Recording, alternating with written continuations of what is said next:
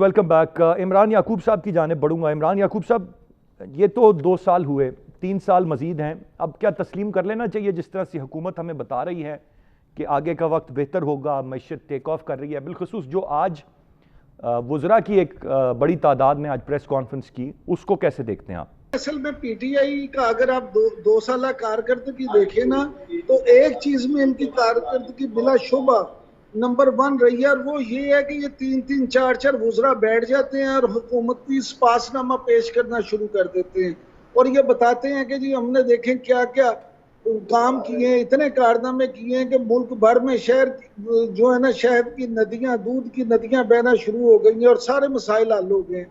देखिए, मैं समझता हूँ कि किसी भी हुकूमत के लिए ये जो इस वक्त इबलाग का दौर है, ये जरूरी होता है कि वो अपनी अच्छी चीजें अवाम के सामने लाए, लेकिन उसको ये भी चाहिए कि वाकई तो कारकर्दगी ऐसी दिखाई भी हो जिसमें अवाम उनको सराहें।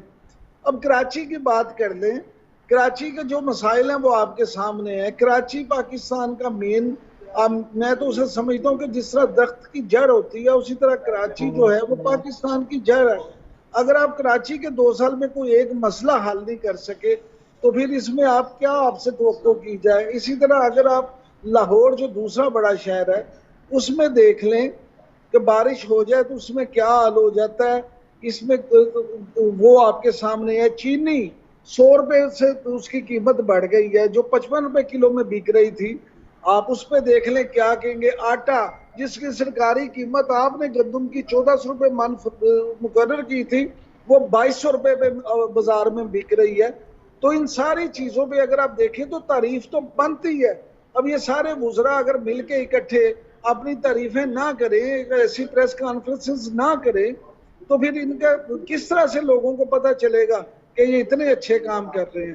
गुजारिश है, हमको बतौर सहाफ़ी हमारा ये फर्ज है कि हम आवाम के इश्यूज जो हैं वो सामने लेके आए और ये बताएं कि हुकूमत जो है वो क्या कर रही है। इसीलिए हर आने वाली हुकूमत, वो मुस्लिम लीग नून की हुकूमत हो, वो पीपल्स पार्टी की हुकूमत हो या पीटीआई की हुकूमत हो, वो जब हुकूमत में आते हैं तो अपोजिशन में तो हम उन्हें बहुत अच्छे लगते हैं, लेकिन जैसे वो इक़्तिदार की मसनद पे बैठते हैं, हम सहाफ़ी लोग उन्हें बुरा लगना शुरू हो जाते हैं।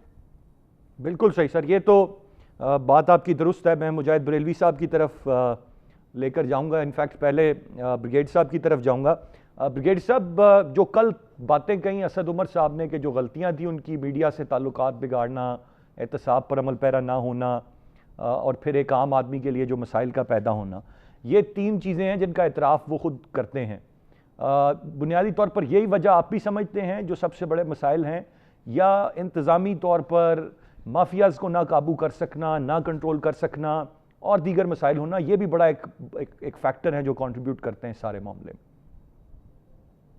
नहीं, मेरे ख्याल में असद उमर साहब के जो वो है, उन्होंने जो कमजोरियां दिखाई हैं, वो उन्होंने एक जो ऐसी कमजोरियां बताई हैं जिसके ऊपर हमें कोई ज्यादा हमें कोई प्रॉब्लम नहीं है।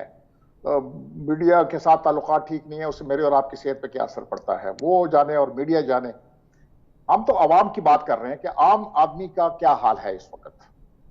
उसके लिए कोई प्रेस कॉन्फ्रेंस की या आपको गिनने की जरूरत नहीं होती। आवाम को खुद पता है कि हर तबके को पता होता है कि किस उसमें कर रहे हैं। इनको बुनियादी तौर पे ये एक रिफॉर्म एजेंडा लेके आ रहे थे, एक नए पाकिस्तान की बात करते थे। अभी आप देखते हैं कि किस शोबे में इन्होंने रिफॉर्म किए हैं। ना इन्होंने पुलिस में किए हैं, ना इन्होंने सिविल सर्विस में किए हैं, ना इन्होंने किसी और डिपार्टमेंट में किए हैं। की जो कारकर्दगी है वो इसमें डाल दी कि हमने और को जो है ना पैसा वसूल की और तो कारकर्दगी है, की प्रॉब्लम है, की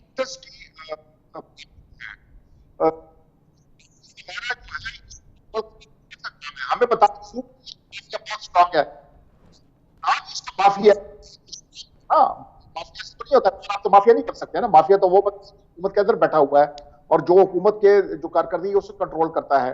अब ये चीनी के मामले को आप देख लें, ये कितना अरसा हो गया इसको, अभी तक मतलब मुझे तो कोई पेशरफ नजर नहीं आती है। कभी वो कोर्ट में चले जाते हैं, राइटली सेड ब्रिगेड साहब। मैं जरा बरेलवी साहब के भी राइट वर्ड्स एंड ले लूं। बरेलवी साहब, ये जो एक आम आदमी, बाकी तो चीज़ें आपने बता दी, जो एक आम आदमी के मामलात हैं, मसाइल हैं, महंगाई है, बेरोजगारी है, गुर्बत है, सर ये बड़ा एक इंपॉर्टेंट फैक्टर है। इसमें कोई बेहतरी आने वाले अब 3 साल में उम्मीद की जा सकती है, आएगी, या इसकी तवक्को कम है? देखिए, एक ही चीज़ है जो कमज़ोरी इस पीटीआई गवर्नमेंट की, कि हमें इन एदाद शुमार से दिलचस्पी नहीं है, ये जगलरी हैं। और हम अरसे से सुनते आए कि इतने अरब इसके लिए खर्च हो गए, इसके लिए अरब हो गए। एक का मैंने ज़रूर कहा कि एहसास प्रोग्राम के तहत वो कैश अवार्ड है, ज़रूर वाकई लोगों तक पहुँचा। लेकिन ये बात कि आटा जो है वो 100 रुपये बिकने लगे, चीनी जो है 55 रुपये से पता नहीं कितने जगह पहुँच जाए, मुझे घर का बिजली का बिल जो 10 रुपये की जगह 15 रुपये आने लगे, और पेट्रोल की कीमत बढ़े और डॉलर ना मिले, तो मैं समझता हूँ इस गवर्नमेंट का जो सबसे बड़ा मसला है वो है महंगाई। तो ये जो खूबसूरत एदाद शुमार के ज़रिए वज़रा कराम एक लाइन लगाकर एक तरीके से कोरस की शक्ल में जब पीटीआई की 2 साला कारकर्दगी बताते हैं, मुझे इससे को हमें कोई दिलचस्पी नहीं आवाम को कि सर्कुलर डेप्ट क्या था, एक्सपोर्ट कितनी बढ़ी, इंपोर्ट कितनी बढ़ी, फॉरेन रिजर्व हमारे कितने हैं, फॉरेन रिलेशन कैसे हैं, सिपक का क्या होगा। आम आदमी का, जैसे ये कह रहे हैं कराची, जैसे मैं कह रहा हूँ कि ये कराची 4 हिस्सों में बढ़ चुका है, एक कोई लगता है नाइजीरिया या अफ्रीका में आ गए, एक लगता है जैसे कोई स्विट्जरलैंड में रह रहे हैं, 2 करोड़ आवाम आदमी, बिजली यहाँ पर मौजूद नहीं है। तो ये जो सबसे बड़ा मसला है, खास साहब को सबसे ज़्यादा इस पर उनकी हुकूमत को तवज्जो देनी चाहिए थी कि जब एक आदमी घर से निकले तो जब वो आटा ख़रीदे और घी ख़रीदे और शक्कर ख़रीदे और पेट्रोल डाले, तो क्या उसकी ज़िंदगी में कोई फ़र्क आया? इस एतबार से मैं कहूँगा कतई नहीं। और यही शायद इनकी हुकूमत की सबसे बड़ी खामी, कमज़ोरी बन रही है, और यही शायद अपोजिशन को मजबूत भी मुस्तकबिल में करेगी। बिल्कुल सही, उम्मीद करते हैं जी कि ये मामलात बेहतरी की तरफ जाएं, आम आदमी की हालत ज़ार बेहतर हो, और जो इस वक्त हुकूमत कह रही है वो तमाम तर चीज़ें कि बेहतरी होगी, मैशत बेहतर होगी, आम आदमी की हालत ज़ार बेहतर होगी, ये आने वाले अब 3 सालों में हो। और दुआ गो हैं हम कि यह हुकूमत डिलीवर कर पाए, वो तमाम तर वादे पूरे कर पाए जो इस हुकूमत ने किए थे। आज के प्रोग्राम से इतने ही। अरसलान खालिद को इजाज़त दीजिए, अल्लाह ने के बाद।